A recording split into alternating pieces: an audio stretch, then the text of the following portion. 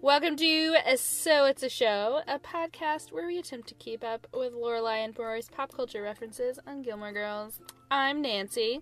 And I'm Tonya.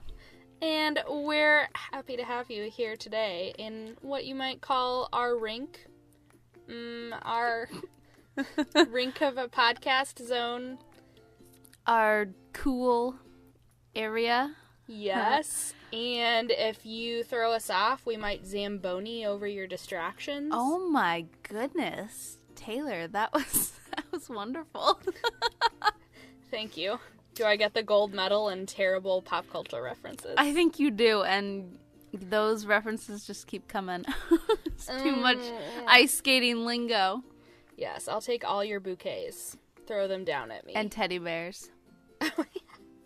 Why do you I'll triple axle your puns. No, I'm not as good at this. No, I think you're on the money though. You're right in the area. For lack of a better word. I mean, that is a move in ice skating. What? Oh, triple axle, yes. Yeah. Side note, why would you throw teddy bear at an ice skater? So random. Because they need something to cuddle with at night. I don't know. I guess. It's not the ice. That's not going to cuddle with them. No. They'll end up with a puddle. It will not keep you warm at night. No. It will make you wet. Because you'll melt it. Oh, boy. Okay. By the way. Yes? So, if you ever want to feel insecure or notice all your weird quirks about talking, start a podcast. Because every time I listen to our podcast, because I do, because we need to review it before it goes out, I always notice the weird things in the way I talk. Like what? And, like, when I say the word area to fill in the gap for a more appropriate word. Like, we are in the area of podcast listening. That makes no sense, but I just said that like 1 minute ago. Interesting observation. You know, when I listen to our show, and I listen to it maybe 100 or so times because I edit it. Mm-hmm. I just notice how wonderful my voice is, you know. Well, I'm really happy for you. I think you need to train me in the art of either speaking or self-confidence when it comes to your voice. Or just a big old ego. No. Yeah. I'm just kidding. Speaking of podcasting, not watched. How dare I? You listened to Serial and finished it? Or wait, did we already talk about this? No, I listened to S-Town. S-Town, that's what I meant. Kind of similar. Is this our segment where Kyla and Taylor talk about kind of recent podcasts, but not exactly? I think so. Yeah, we did one of those recently, too. I think we should continue. So, thoughts, Taylor? We have an upcoming episode in which we're going to discuss another podcast that I think I will hold my comments till, because I think it'll be really good to compare and contrast those two podcasts. I think so as well. S-Town and question mark podcast, because it's not our next episode. So, right? No? Right, it's in 2 episodes. In 2 episodes. So, if you're really bold, you can read through the transcript or watch the episode 2 from now in Gilmore Girls and guess which pop culture reference we're going to talk about. I betcha someone could guess it. Yeah. So you should tweet at us if you guess it. I'd be impressed. And we have no prizes, but we would be impressed. We should and maybe prizes. Retweet you and give you glory. Twitter glory. Not maybe, definitely. Yeah. We will get you chicken nuggets for a year. That's a really bold promise. And I don't think I could live up to it. Yeah, no. But I do have another update based on our last episode. So remember in our last episode when we talked about Charo, and you and our wonderful friend Sarah kept talking about Jane the Virgin. And I said, I think I'm going to have to watch this show. 2 weeks later. 2 weeks later, I've finished the first 2 seasons. What? I am in love with the show. It is so great. And the reason I think it's worth bringing up, other than talking about myself, which I know everyone finds interesting, is that I think so many Gilmore Girls fans would love it. Because there are so many things. Yeah. For one, they share a producer, David S. Rosenthal, I believe is his name. Rosenthal's for sure the last name. They share a producer, so that's like a trademark, somebody making this, some overlap. Also, I'm building up to excitement in reasons why Gilmore Girls fans will like this. So that's like number 1. Number 2, the person who plays Luke's sister / Jess's mom has a guest role in several episodes. So there's at least one actor overlapping. Mm-hmm. And then, that's Kathleen Wilhoit, I believe is her name. Episode 3, if you enjoyed, number 3, if you enjoyed the love triangle to end all love triangles, that was Dean, Jess, and Rory. Mm-hmm. Hold up. Please come for Jane the Virgin for the Raphael, Michael, Jane love triangle, because Yep. it is freakishly similar to the Dean, Jess, Rory.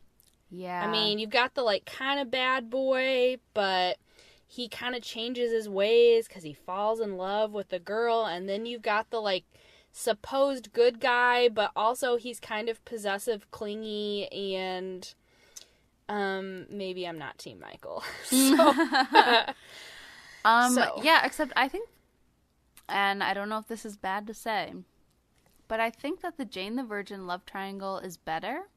I think I agree. But here's why, because the 3 of them are all so much more in each other's lives. So there's a lot more tension and a lot more back and forth. Whereas in the Dean, Jess, and Rory, it's just Rory denying it and seeing them separately. And then finally she's with Jess. And, you know, it's kind of it. So, yeah, Jane the Virgin, man. Yeah. Great so show. that's the real love triangle to end all love triangles. And, side note, they're adults. So it actually feels like there's stakes. Plus, there's a baby involved. Yeah, whereas, okay, you're giving a lot away, Taylor. No, I'm not giving a lot away that they're adults and that there's a baby, because the first episode she gets pregnant as a virgin. That's the whole premise of the show. Well, yeah, but then you don't know what happens with the baby. I know, exactly. I'm just saying, there is a baby involved. This is true. And there's also a love triangle. Yes. And 4th reason, there's a lot of overlap. But think about how Lorelai was a single mom, got pregnant at 16, and had Rory, who then in turn became the, like, really good girl to try and grow up to kind of counter-correct for her parents' mistakes. And Lorelai has this tension with her mom because her mom's a lot more conservative and doesn't approve of the way she lives. Well, hold up. It's the same exact thing in Jane the Virgin with Abuela Xiomara and Jane. Same dynamics. Look at you, a little Jane expert. 2 weeks ago, you knew nothing. I know. Now, I'm just... Look at you. Had to share this because I think anyone who loves Gilmore Girls would love Jane the Virgin. Yeah. And it is so funny. And Gina Rodriguez. I mean... So great. We are not worthy. Yes. And the guy who plays Rogelio. Fantastic. Yes, Jaime Camille. He is very good. Yeah, he's hysterical. And it's funny to see him not as his character because he's kind of, I don't know, he seems kind of hipster and has it together, whereas on the show he's just, I mean, a goofball and a drama queen. There's one episode where they call him, say he's like Desi Arnaz, and I'm like, yes, he is! Yeah. So, if you're a Lena I Love Lucy fan, there's a little overlap for you. Okay, so one final, let's talk about podcasts that are kind of new, kind of not. Crime Town, which you haven't listened to, right? No, but I should add it to my list. Yeah, the first season just ended. I just listened to it today, actually, the final episode. I mean, I binged maybe 13 episodes plus a couple bonus episodes in maybe a week. Wow. And then I had to wait like a week to get the last episode, so that was sad. But I made it through, and it's about a town called Providence. In Rhode Island. Mm-hmm. And where was Rory offered a job? The Providence Journal. Yeah. Oh, way and to go. It was all what the podcast was talking about was 80s crime, if you can't tell by the title, in Providence. And I just had to think what Rory would have gotten to report on there. Oh. So, kind of interesting. It's a good job. It is. Absolutely. It's a really good job. I can't really imagine living in Providence, Rhode Island. I mean, I don't think there's a lot going on there. Well, Tonya. Yes. I had to Nancy. Yes, I had to second guess myself on which one you were again. Who am I? Yes. So, Tonya, let's play the clip we're going to talk about today. Hey, look, I found them. Where? They were in that drawer with the roasting pans. Cool. Ooh, skates. Rory and I have a skating date. I'm Nancy Kerrigan. And I'm Tonya Harding. I'm going to do the whole shoelace coming untied, nervous breakdown, let me start again act and everything. Oh, when was the last time you put those things on? Oh, you are constantly trying to ruin my fun. Do they even fit anymore? Yes, they fit. They look rusted. Well, can I just have some coffee, please? Hand them over. Why? I'm gonna clean them and tighten the blades. Really? Yes. Can you make them really shiny? The skates, please. Maybe add a couple pom-poms? Just hand them over. Thank you. You get really good service here. Yeah, I do. So, Tonya, what did you think of this clip when you first heard it? Well, my childhood involved lots of Olympics. Well, just as many as there could be, considering they're only every 2 or 4 years, depending on how you're looking at it. But my parents loved the Olympics. They actually fell in love with the Olympics when my mom was in labor because they watched the Olympics while my mom was waiting for me to come out. So that is what started. So I was born with the Olympics over me. So I have loved ice skating my whole life. I don't practice it, but I love watching it. We're big Michelle Kwan fans. So I knew what this was about. Nancy versus Tonya. I knew Nancy Kerrigan and Tonya Harding as names, and I knew it involved 2 ice skaters who had maybe sabotaged one or the other or both. It's sabotage. But I could not have told you which one is which. You know that song? No. Is it the Beastie Boys one? Yeah. Oh. No, it's sabotage. Love that song. I am so glad this just happened. I think this is going to make the So It's a Show mixtape. Yes! Because, believe it or not, I already checked. There are not tons of songs about Nancy Kerrigan and Tonya Harding. Oh. And as far as I know, neither of them are musical. So that was pretty much the gist of what I knew, but I didn't know who did what. And yes, ice skating, Olympics. Here's the thing about ice skating. I love watching it, but it stresses me out a little because whenever they jump, I'm really afraid they're not going to land it. Mm-hmm. And I think part of this stems from the fact that I hate ice skating as a person. Like, I hate it because I am so slow and I'm always worried I'm going to fall on my face and it's not fun. And one time I went on an awkward blind date ice skating and that's the worst. Never ice skate on a blind date. Ooh. Because, what happened? Well, he was a nice enough guy, but he was a much better skater than I was. So, he had to slow down for me, and it was awkward. And we just also, he was a nice person, but we just didn't hit it off. So, that is my recommendation of the day. Do not ice skate on a blind date. Unless you both are very good at it and can enjoy it at the same level. But Yes. see, if you're bad at it, that could be an excuse for some physical contact. But if it's a blind date, you're probably not apt to do that unless it's a magical connection. Yeah. In which case, enjoy Yes. your life together. Unless it is serendipity and it's John Cusack waiting for you in the middle of the ice rink. I mean, that's completely different, though. That's a perfect blind date. We're going to have a podcast episode about the reference you just gave because I don't know it. It's on Netflix. Serendipity, great chick flick. Highly recommend that's it. the name of the movie. I thought you were saying like it's...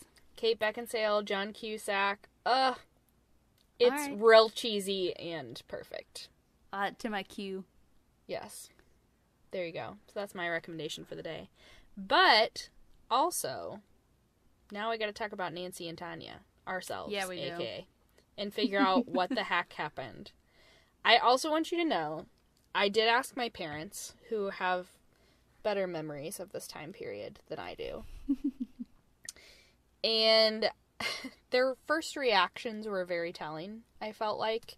So I asked my dad, I said, so what do you remember about the Nancy Kerrigan, Tonya Harding situation? And my dad goes, oh boy, I haven't thought about that in a long time. And then my mom, I asked her the same question, and she goes, ooh, it was ugly. And yes. Yeah. And they both had like vague memories of like, oh, I kind of think this happened, and da-da-da-da-da, and there was a really funny SNL skit with Chris Farley, and da-da-da-da-da. Like, they both had the same memories of, like, vaguely remembering it, but also, like, knowing it was a huge deal. Mm-hmm. So, should we dive in? Let's exactly dive in. What happened? Okay. So, it was a cold day in January in 1994. At practice for one of their many competitions, Tonya Harding, Nancy Kerrigan, supposed rivals, both on the U.S. teams, when Nancy was attacked by some random guy, so she thought.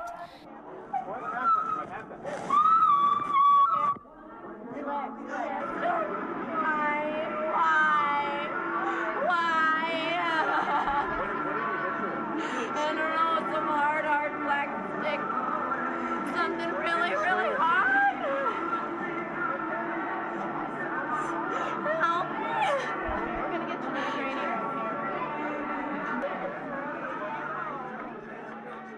With a club, whacked her in the knee, ran off, and cameras come in. You see her down on the ground, you know, holding her leg in pain, saying, why? Which has since become almost a point of mocking, but it's a very valid question. Why is this happening to me? I think so. Especially, we'll return to that. Yeah, yes. Especially in an Olympic year. So, Nancy Kerrigan, she was America's sweetheart, maybe not as much as Dorothy Hamill.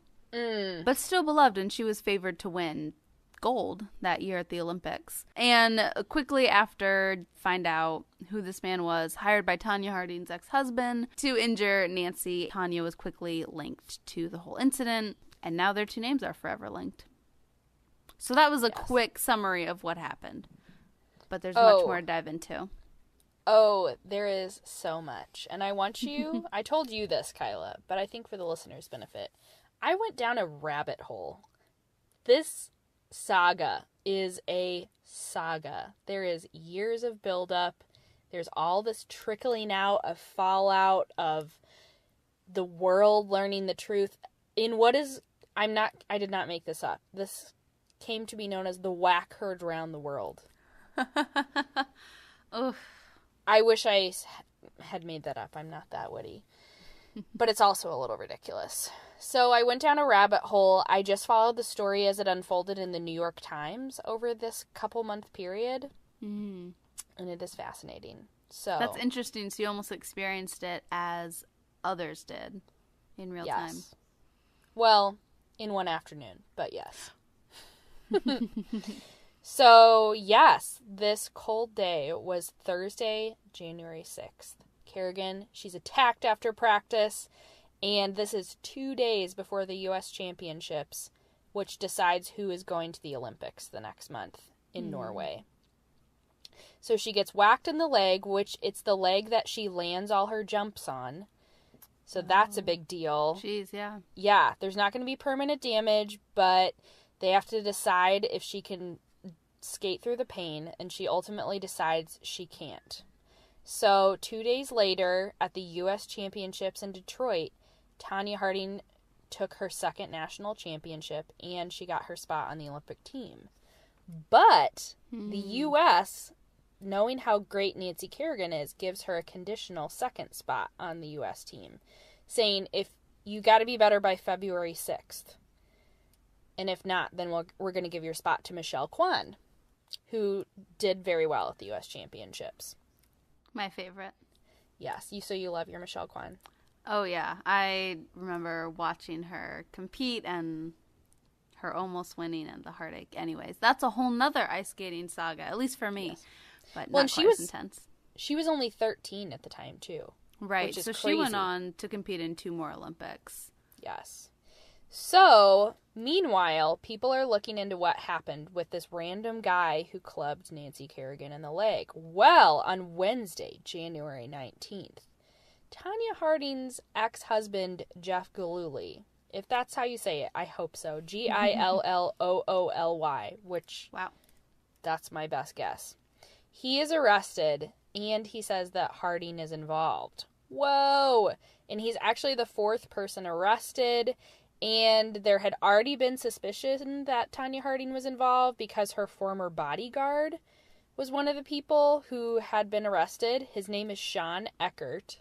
Wow. And he said in his statement that she was involved. But then Harding and her ex-husband had been saying, oh no, Tonya doesn't have anything to do with it. We didn't tell her about it. She found out after the fact, and she just wasn't brave enough to say anything. But then, when Tonya Harding said, oh no, my ex-husband was involved, he stopped covering for her. Which, they have an interesting relationship. They were divorced at this time, but still living together. That is so bizarre. How do you do that? Well, in some of these articles I read, it sounds like they had almost divorced several times. They got married really young, and it sounded like he was abusive, but there were never any charges filed. So It's a little iffy on what was going on there.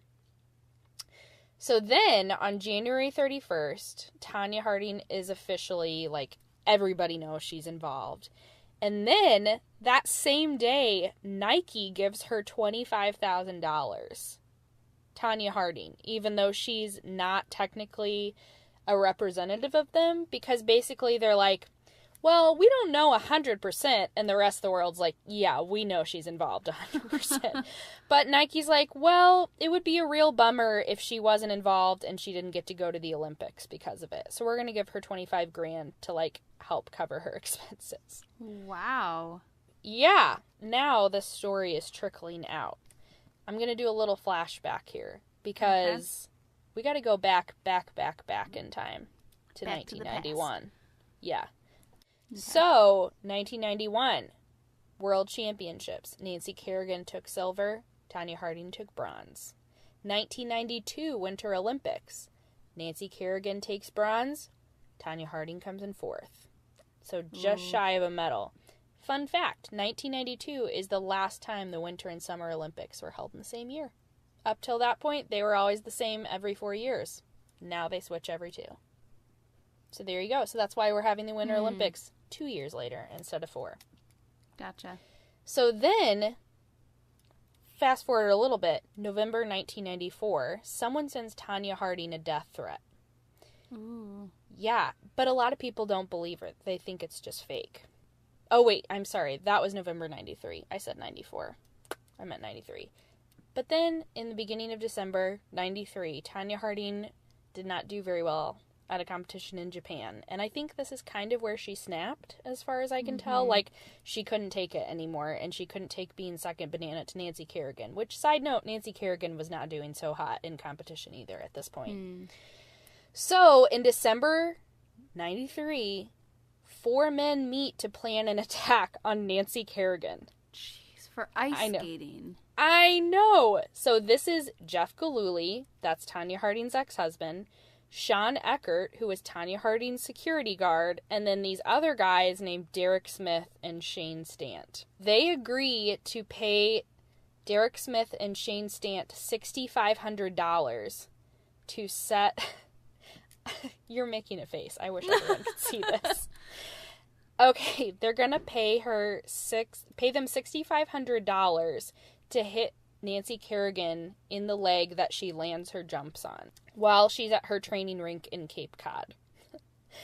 So, and we're going to share this in our Tumblr so you can read about this, but there's the way they talk about what they did. They make it sound like a secret agent mission. So this is a quote from the New York Times about the guys being in Cape Cod looking for Nancy Kerrigan. After 5 days in the area, spending time in 2 hotels, Mr. Stant was unable to find an opportunity to attack.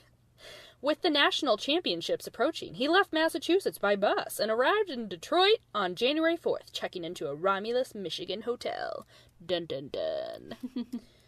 So, then Mr. Stant and Mr. Smith did, I quote, a reconnaissance mission where figure skater competitors were practicing and found a suitable place for the attack. As planned, Mr. Stant hit Miss Kerrigan on her right knee with a collapsible police baton, then ran for a plexiglass door, which he found locked. Stant had to run through the door using his head as a ram. Oh my word. So then he runs outside the arena to a waiting rental car, which was driven by Smith. And they had a whole alibi worked out for where they were going to be, and all these phone calls and wire transfers of the $6,500. Can I tell you, guess what their alibi is? Like, what do you think? In your wildest dreams, what was their alibi? They were excuse all these. playing basketball at the gym. And that's why they wired $6,500? Oh, wait, the alibi for the money? And for the phone calls going back and forth. They were lovers. Here was their real alibi. That might have been more believable. They said they were starting a company for ice skater security. Oh my gosh, the irony! Oh my word. If you're gonna be a criminal, at least be a good criminal, like, know how to do it well. This is the sloppiest sabotage in the world, I feel like. And that's just too funny because they did the opposite of that. I know. So, anyway, it's so funny to me that they went through this whole charade and then everything gets figured out pretty much within 2 weeks. Jeez. Not the crime of the century, I would say. No. So, yes, things keep spiraling. Flash forward again to February. Everybody knows, pretty much, Tonya Harding was involved. The U.S. Olympic Committee is planning a disciplinary hearing for her, but then she threatens to sue them, so they back off and let her go to the Olympics. And by Thursday, February 10th, the New York Times reports that at least 4 networks are trying to make programming about these 2 women already. Like mini-series, TV movies, all sorts of TV Are you specials. Kidding me? Yeah. So this is within a month of this happening, or just about a month. Mm-hmm. So then the actual Olympics, by the way, the Olympics hasn't happened yet after all this. Wow. So on February 16th, Tonya Harding arrives at the Olympics in Norway to start practicing. And the very first practice that she and Kerrigan have at the same time, they don't talk to each other at all. But it is a media circus. And there's actually a skater from another country, South Korea. She actually lives in the United States, but she's skating for South Korea because that's where she's from. And she has a breakdown at this practice because she can't take the pressure of all, like, hundreds of media people being there and spectating. And there's all sorts of extra security because they don't know, like, are these 2 girls going to fight with each other? Like, what are they going to do? Are more people going to show up? And so there's this huge circus, and then the Olympics start, and I think this New York Times headline says everything. Nancy Kerrigan sizzles, Tonya Harding fizzles. Nancy Kerrigan had a great Olympics. She took the silver. I mean, she was predicted to win gold, but after getting a leg clubbing, I think taking silver is acceptable. And Tonya Harding, she took 8th overall. And she ended up being banned from competitive skating and got a $100,000 fine. And then the 2 guys that actually did the clubbing and the getaway car got 18 months in prison. Wow. So, huh. Yeah. Now, how did they finally connect Tonya? Because it sounds like she was connected, but not connected enough. Or, I don't know, connected enough to be banned, but... Yeah, and that's where things get a little fuzzy, because I did not dive quite as deeply into the legal battles and stuff that went post the Olympics. But it sounds like she was involved, but the smoking gun was that people said she had final approval. But I think because she didn't actually help with the planning necessarily, and didn't help with the actual clubbing or getaway car, she got off a little easier. Well, and Smith and Stant only got 18 months, so what would she have gotten for knowing about it? Yeah. You know, as far as punishment. Because if you think about it, I mean, it was just assault. I mean, not just assault, but it was assault. They hit her in the knee, but there was no intent to kill. It was just such a big deal because of it being so plotted because she was an athlete competing. Yeah. And it was a huge news story. So, anyway. It sounds like this was pretty much the thing everybody talked about for that time period. Huge media circus. Actually, we have something to tie into this. So, at the time, in 1994, I think people were pretty sick of talking about this. I mean, if 4 networks are rushing to make this into programming and everybody is talking about it, well, it's going to be on Saturday Night Live, too. Yeah. And here's a bit from Norm Macdonald on Weekend Update with his take on the Nancy Kerrigan, Tonya Harding situation. In any event, the Nancy Kerrigan story continues to fascinate America. Here with a comment is Update correspondent Norm Macdonald. Norm?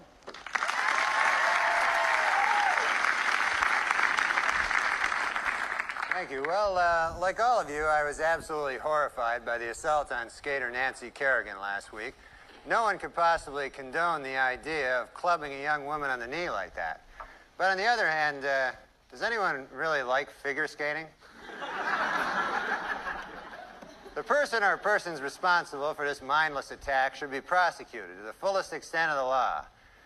But it does seem like figure skating is on TV way too much. Now, I, for one, am beginning to feel that this brutal assault is more than an isolated incident. Our society is rapidly falling apart, and this attack is just another symptom, like that Brian Boitano guy. I mean, what the hell's the story with him? You know, if he's such a good skater, why didn't he just play hockey?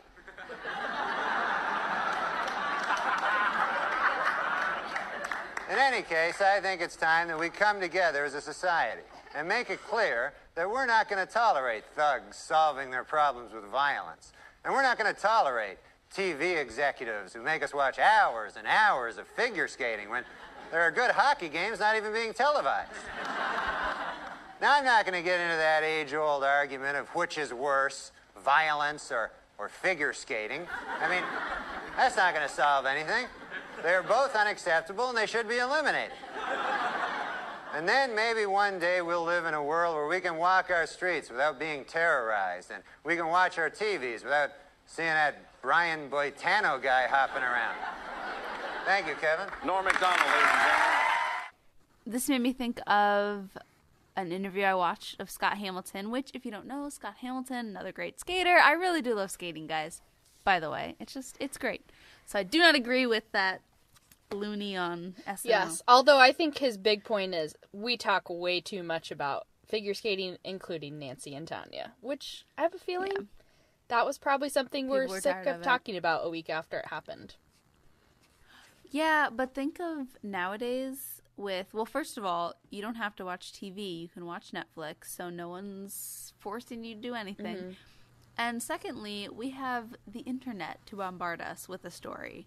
Yeah. And we can see it from every angle, and photos and videos and interviews and tweets, the Twitter. Do you think in a different kind of way the Nancy Kerrigan, Tonya Harding situation was like the Phelps face of the 1994 Olympics. You know that scowling face that Michael Phelps made?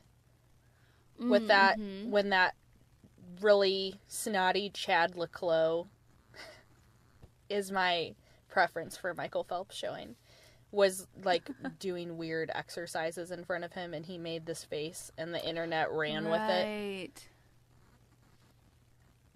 Was that like in the beginning of the meme era? Was that like the start of it? No, that was like less than a year ago. Oh, at the most recent Olympics. Yeah.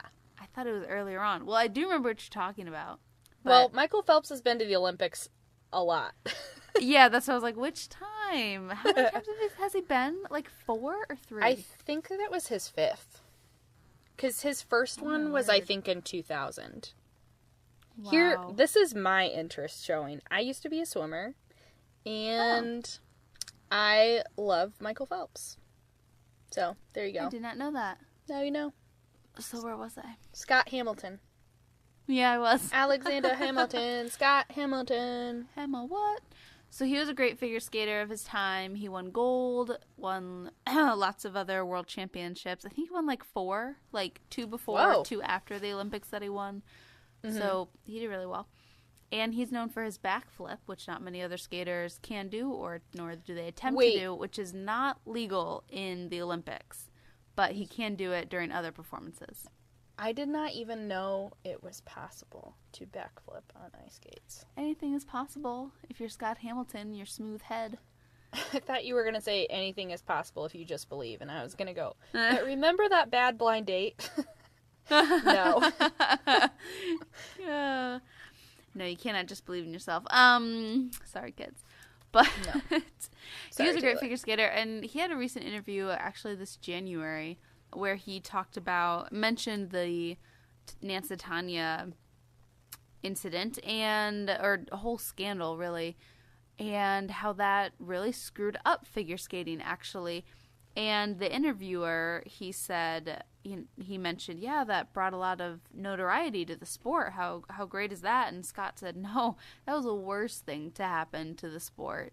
Oh. And here's why. And, when I first read that as a subtitle, I thought, oh, he's going to say that it just kind of ruined reputations or made people, look at the athletes differently, things like that. But that's not what he said at all. What he actually said was that it gave a false sense of popularity as far as how the broadcasters were bidding on it and things like that. So after that Olympics and the huge ratings, I forget which competition it was, whether it was the Olympic competition or the World Championship right before, but it was the 4th most watched segment of television at the time.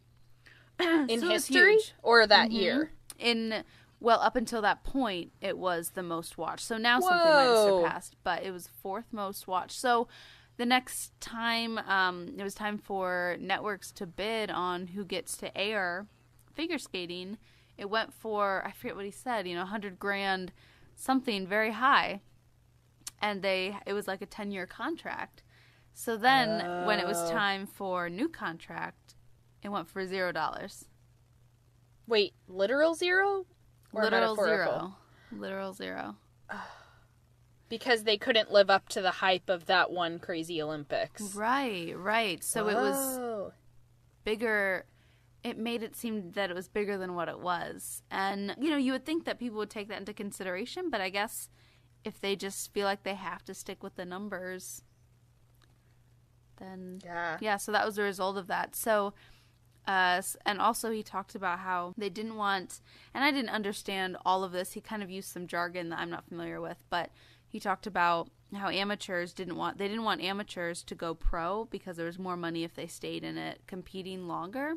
And so then if people didn't move up, then new people couldn't come in, and it just messed with the flow of it. And yeah, so he thinks it can come back and be great again. He's optimistic, but interesting to hear him talk on it. And he's narrated figure skating competitions, the Olympics, for, decades now. He was narrating a Nancy and Tonya competition. So he's been narrating for a long time, since his win in the 80s. Wow, that's so interesting. Because I think, at least among my friends, and this might skew female, honestly, it seems like figure skating is the main draw for the Winter Olympics. Mm-hmm. And I never would have guessed that something like that would have had that negative impact. Because I would have expected, maybe it put a bad name on the sport or made it seem catty or yada yada. But I never would have guessed that ratings issue, because it seems like figure skating is always one of the main draws of the Winter Olympics. Well, but if you listen to even how the SNL skit went, and he was just like, figure skating's the worst. And it was as if everyone was agreeing with him. Yeah. So I feel like, too, from what I have seen of Norm Macdonald on SNL, that's kind of his persona. But yes, it sounds like he is probably not he is speaking for a group of people that are going, why are we spending all this time talking about this one injury? Which I can see why, there are certain news stories that take over that you're oh, yeah. Why is this such a big deal? When Michael Jackson died, that's a big deal. That's newsworthy. Let's talk about it. But it felt like that was the only thing on the news for 2 weeks. And I was like, why are we still talking about this? Yeah. He died. It was tragic and sad, and we're still trying to figure out why. And, let's remember his legacy of music, but let's also not gloss over his weird stuff in his life that...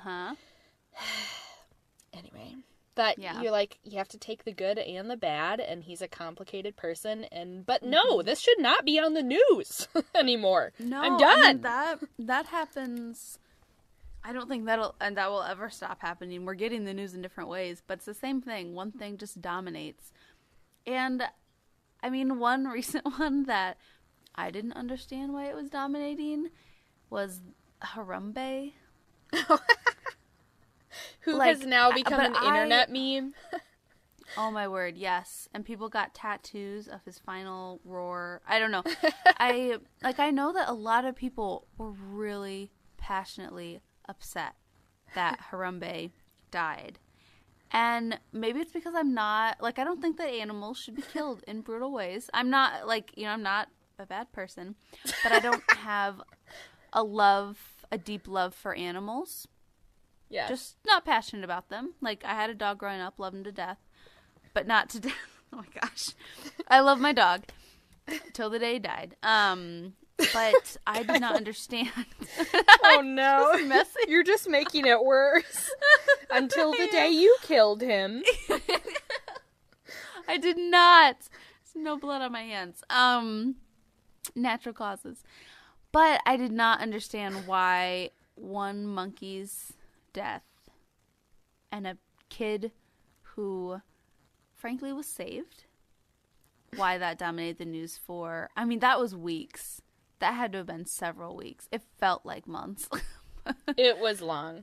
But then it sort of turned into its own internet troll meme thing, and now people do it ironically. And while I think it's stupid, I still chuckle at Harambe memes. Because there's an element of someone knowing, it's ridiculous, we spent this much time talking about it, and the fact that someone spent their time making a Harambe meme, maybe that's the biggest joke of all. So, another little tidbit that makes this situation interesting, too, I think, with Nancy Kerrigan and Tonya Harding, is we talked a little bit about how their rivalry went several years back, for sure, with, how Nancy Kerrigan kept beating Tonya Harding at different major events and that kind of thing. It's interesting, too, because they kind of had similar issues in their background, because skating was so expensive and their families were blue collar, and like both families really had to be, both their parents, because they're about the same age when this happens. One is 23 and one is 24. So like at this point, they've really had a lot of support from their parents in their lives.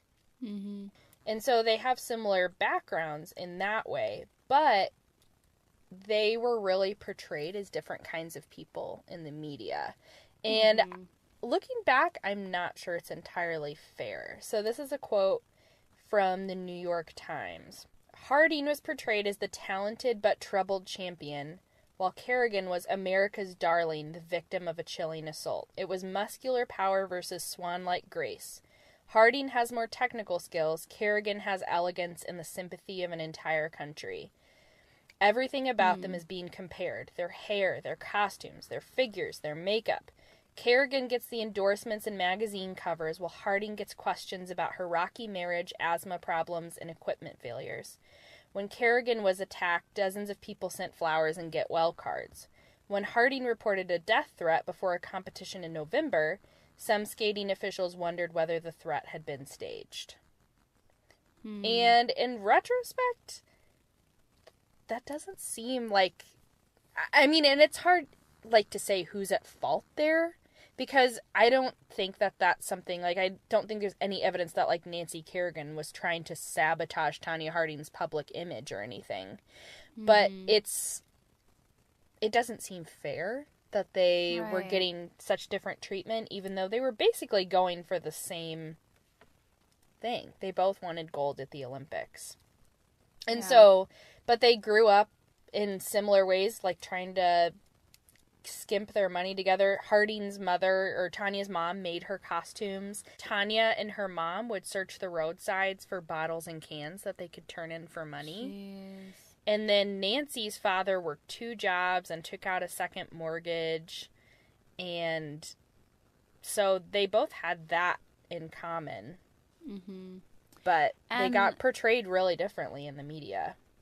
And then, this was, I thought, interesting too. Somebody said, this is a guy who was in advertising. He said, it really comes down to 4 minutes every 4 years. They're not skating for themselves. They're skating for commercials for McDonald's. Yeah. Like, there's, like, so much pressure on this one moment, and it's all about image, and it's all about just trying to, like, get those McDonald's sponsorships and those sort of things, too. So, that really ties into the rivalry when it, like, comes down to millions of dollars and also what the whole world thinks of you. And I can see why Tonya Harding might snap. And because by the time you get to the Olympics, you're broke. I mean, you've spent so much money on your training, your coaches, your outfits, unless you make them, like Tonya Harding. No. Yeah, and I don't know if Tonya Harding was still making her costumes by the time she got to the Olympics, but I'm sure not. I'm sure not. Yeah. But yeah, growing up when she first started. But what's interesting is it seems as though Nancy has just been desperately trying to move past this, whereas Tonya, I think she's just tried so desperately to change her image. So I was watching a couple, I mean, there's several what are they called? Biopics? Biopics? I never know how to say that. Yeah, one of those. I will accept both pronunciations. Thank you, Taylor. About Tonya, and, I mean, talks about her childhood. She was abused by her mom physically. Her mom admits to one time hitting her at an ice rink, and I think it's because other people were there to witness it. But when her parents got divorced, she says in the documentary that her mom said, "You take her, I don't want her." And so she lived with her dad then for the rest of her life. So she had it rough. She was physically abused, so it would not surprise me if she married a man who was abusing her, because that cycle of abuse, sadly, it just so easily happens for people who have been abused. So, watching those, there was a lot of sympathy that I don't think anyone who watched this saga unfold would have, because, there's no background. And she talked about, you know, she was the one person on her skating teams who knew how to, I don't know, it was, you know, fix a car, change the oil, you know, that kind of thing. So she was a little more rough and tough, whereas, like you said, Nancy Kerrigan was the white swan. So I think that gives some insight into why they were viewed a little differently. They were a little different. And Tonya Harding was known for all these little, it sounds way worse when I say it this way, but wardrobe malfunctions. Like, there was one time a bra strap snapped right before she was supposed to skate. Oh, geez. Which, that, obviously, you still have a costume on, but that's, like, really distracting. And then what Lorelai referenced in this Gilmore Girls clip, she's like, oh, I'm gonna do the whole, how does she say it? I'm going to do the whole shoelace coming untied, nervous breakdown, let me start again act and everything. Because at the Olympics in the free skate competition, she almost missed her mark to come out. Like, there was a countdown timer. Yeah. Like, she had 2 minutes to get out, and her laces were not right. Something was not right in her lace and her skate. And so she had to get out there, though, otherwise she forfeited her spot. So she started skating, she did one jump, and then she went over to the officials and was like, I can't do this. And so they gave her a little extra time, put her at the end, I think, of the lineup, and she came out and skated again, and she looked great. But then also Nancy Kerrigan was in the same event, and I watched these two performances back to back, and I watched Tonya Harding first, and I was like, wow, she was amazing. She is so strong. Tonya Harding is the only woman in the world that can compete jump for jump with Midori Ito. And she had a great warm-up. Phenomenal warm-up. She did a triple axel, I think, over Chen Lu in the warm-up. And that's the jump she's going to open with. Triple axel. She's the only American woman ever to land this in competition. And look at the size of this jump. Huge!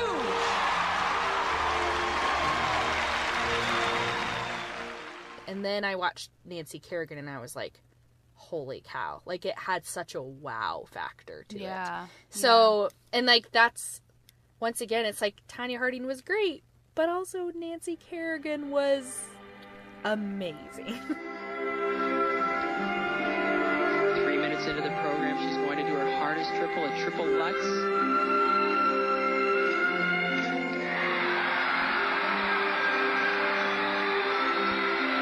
Did she do it? Well, and that's what one thing I love about figure skating is there's such an elegance to it. And the technical, I mean, is super important because that's your skill, right? But the beauty of it, I mean, it should count for a lot because it's a whole program. You know, you're not just going out there doing a circle, doing a flip, doing another triple axel, and then a spin. You know, there's a flow to it. And that just makes me think of Michelle Kwan, the year that she won, I think it was silver, and the other American won gold. Her program, she skated it flawlessly. It was a slightly easier program, so it wasn't as difficult on the technical, but it was just flawless. When she stopped, it was one of those moments where she just started crying because she knew that she had skated the performance of her life, but she still got silver when the other skater came out. Didn't do it flawlessly, but she had a few jumps that were more difficult, and the points just added up. So there's, just two ways, and sometimes it goes one way, sometimes it goes the other. Yeah. But anyways, even those biopics, there is something new coming out, which is starring Margot Robbie as Tonya Harding. Movie called I, Tonya. I have not seen that. No, well, it hasn't come out. It's in production then right that now. explains at least part of the reason why I haven't seen it. Yeah, so there is some footage of it online that you can find at rehearsals and things. But yeah, it's called I, Tonya. It's all about Tonya Harding and I think her struggle to get where she was, and it, will obviously have the Nancy Kerrigan incident in there. I feel like incident makes it seem so small, and yet it kind of like, yeah. the whack heard around the world. Yes, that. But it's interesting that Tonya Harding is having a movie made about her. and not Nancy Kerrigan. And Well- maybe it's because Tonya had a worse life, and so that's more interesting to watch. I wouldn't put it past Hollywood. I would say, honestly, it's probably just a matter of time before we have movies about both of them. Yeah. I do think it's interesting. It seems like Nancy Kerrigan has pretty much, she's stayed in the public life, and she's not ice skating like she was, but she is talking about, I think she's helping make a documentary about athletes with eating disorders, and she's been pretty public about her struggles with miscarriages too, so she's kind of found causes to get behind. And continuing our theme from our last episode, joining Dancing with the Stars. What up? And elegantly sailing across the rink.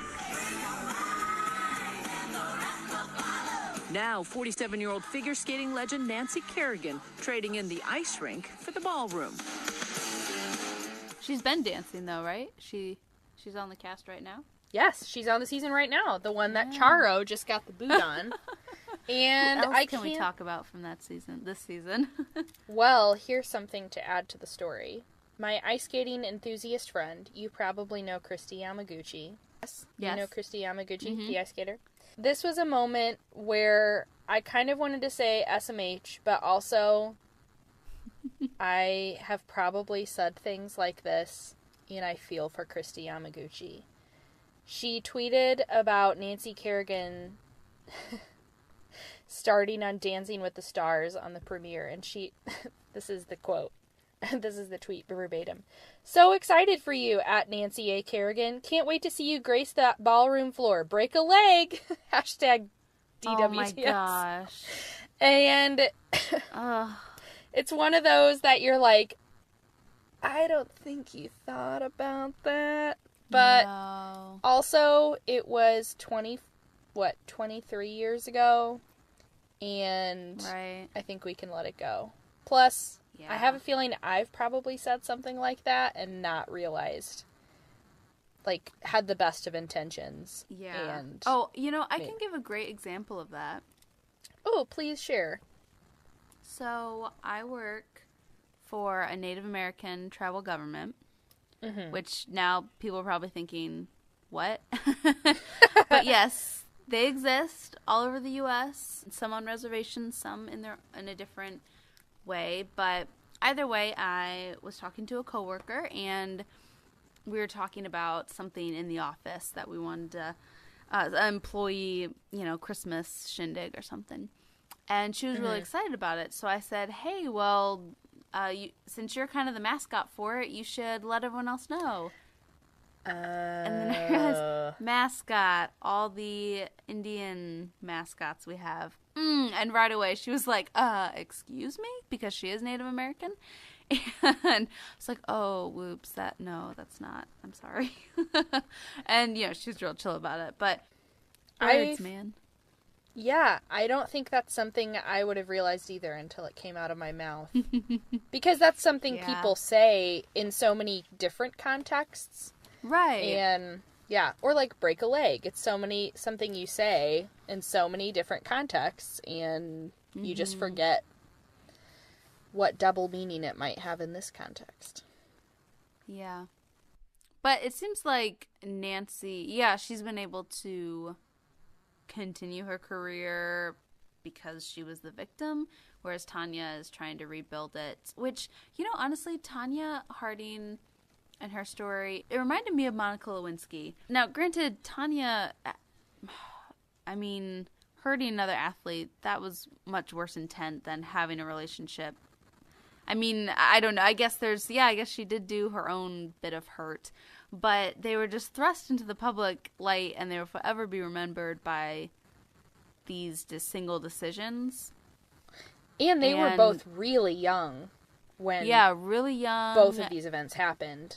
And, Tonya, what has she done since she hasn't been able to do much with her life? Not that she hasn't accomplished, but you know what I mean? Like, she's just been tainted by it. And the same with Monica Lewinsky. She's never been married. She just started a Twitter account. Like, she just got online because her name, I mean, that's all people are going to remember, which is sad. Yeah. But that's what happens when you're part of a big scandal. Yeah. Well, and here's something, too. So, Nancy Kerrigan recently did an interview with ABC News, and the reason, quote-unquote, for it was her appearance on Dancing with the Stars this season. That was sort of the jumping-off point. But they also talked about her new documentary with the athletes and eating disorders. They also talked about her miscarriages. But, of course, they also had to talk about Tonya Harding and the situation there. And this article that they published an interview under online, this is the headline. Nancy Kerrigan says Tonya Harding hasn't apologized to her directly yet for the 1994 baton attack. So that's the headline of the article. And then this is actually what Nancy Kerrigan says in the interview about this incident. Do you feel like there has been an apology? Do you feel like there was, I don't know. I don't know, we talked, remorse? We were at an event 4 years after I was attacked, but we didn't really speak to each other, so it was very awkward and strange. So you don't feel like you ever got an apology? Not a direct. It doesn't matter. Nancy Kerrigan has definitely moved on, I think it's fair to say. So yeah, I think, time has moved on for Nancy Kerrigan, and she's totally fine with it. And she's not hung up in the past, which is great. Yeah, and, you know, I watched a video that was 4 years after the incident, and it was the first time the two of them were sat face to face. And the video had really awful feedback, so I watched as much as I could stand. But Tonya said that she apologized for being in the wrong place at the wrong time. And I don't know if it was because she was trying to keep a facade of innocence. Because she always denies it, correct? She's never admitted to involvement? That is actually a great question. Because everything I've read is so matter-of-fact that Tonya Harding was involved that I actually don't know if she said one way or the other. I know she denied it for a long time. Or she would say, I didn't know about it until after the fact. Yeah. Because she said in the 98 interview that if she would have known about it, she said, I would have done everything in my power to stop it. She says that. So, I mean, if you claim you're innocent, then what do you have to apologize for? True. So, hypothetically, if she's telling the truth, which, as you can tell, I have my doubts. But if, for a moment, I could give her the benefit of the doubt, then, like, maybe we've been talking about this all wrong. Maybe she didn't know. Maybe it was these 4 guys, including her ex-husband, who just decided to do this crazy thing. But what would be their motivation except to help her? I mean, do they want to surprise her? I mean, it surprise! Yeah, we got you this as a birthday gift. We whacked Nancy Kerrigan. So, if that is the case, and Tonya Harding had nothing to do with it, then I'm sorry we had this whole conversation. But it does not seem to check out to me. Yeah. I didn't do anything, and you know it. So, Taylor, how does this reference fit into the episode? I mean, I think it's pretty clear what they're talking about. But, what are your thoughts? Well, I know a lot more about Nancy Kerrigan and Tonya Harding than I did the first time I watched this Gilmore Girls episode. And also, I think it's an interesting choice that Rory is Nancy Kerrigan and Lorelai is Tonya Harding. I think it tracks somewhat with the public images of these two, where Nancy Kerrigan is the, you know, almost the golden child, America's sweetheart, the can't do anything wrong, you know, like when she and Dean break up. Do you think you could make those really crazy chocolate chip pancakes and go extra heavy on the chocolate? Yeah, sure. Any special occasion? Dean broke up with Rory. What? Keep it down. She doesn't want anybody to know about it. Oh, I knew it. I just knew that kid was trouble. Yes, you did. You knew it. Pancakes, please. God, he's got a nerve. I mean, what does he think? He's gonna do better than Rory? Is he crazy? Jesus. All right, well, forget it, okay? Good riddance. Adios. Bienvenidos. Hasta la vista. Can we get off the small world ride and get cooking, please? How is she? She's the victim, and the whole town is mad at Dean. Man, I swear I would love to. Okay, I'm gonna put some whipped cream on the pancakes, too. Thank you, Luke. Yeah. Not a word, okay? I got it. I never liked him. I don't know exactly what it was. Something about the shape of his forehead or his height or the floppy hairstyle. Actually, yes. On reflection, I think it was the floppy hairstyle. That kind of thing. But then when kind of the Lorelai Tonya Harding relationship, the more troubled background. Granted, I do not want to compare Tonya Harding's legit family abuse background with. It's not the same, obviously. Right. But she doesn't get along with her parents. She's known as more the rough around the edges, not totally well-mannered, you might say. Known for doing rock and music. Yeah, like the free skate that I watched with Tonya Harding, she did her routine to the Jurassic Park theme music, which is kind of awesome. That seems like something Lorelai would do. Yeah. Yeah, that's interesting. I didn't think about that. But, yeah, there's a little bit of correlation there. Mm-hmm. Not one for one, obviously. But it is interesting that I think that they, between the two of them, they match much better than if they were flipped. Yeah, that's true.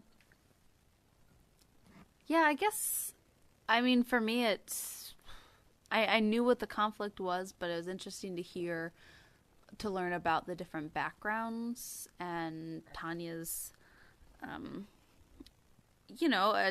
terrible childhood and upbringing and abuse, and have that as kind of in the back of my mind as I think about this. And, she snapped, assuming she was a part of it, she snapped. And, there's a lot playing into that for many years before. Childhood wasn't so warm and fuzzy. You know Superman's Fortress of Solitude, a Jamaican beach compared to my mother's house. Well, so I'll cross your mother off your list of inspirations. No, I actually did pick up some valuable lessons on running a staff from my mother. How so? Well, I consider what my mother would do in a given situation, then I dial it back, and I have what Mussolini would do, then I dial it back, and I have what Stalin would do, and then I dial that back, and it starts approaching what a sane person would do. Ouch. So, that's our show? Yeah, it is. Yeah, it is. Another episode. Whoop, whoop. Episode 12. Star Wars hasn't even reached that yet, so. We're way ahead of them. Yeah. Losers. Suckers. Just kidding, because Taylor right now is wearing a Star Wars shirt with Rey on it. It's from true. Disney World, so she's pretty legit right now. Thanks. And that's probably why I subconsciously thought of Star Wars, because I'm wearing Star Wars. That should play during while we talk about the conflict.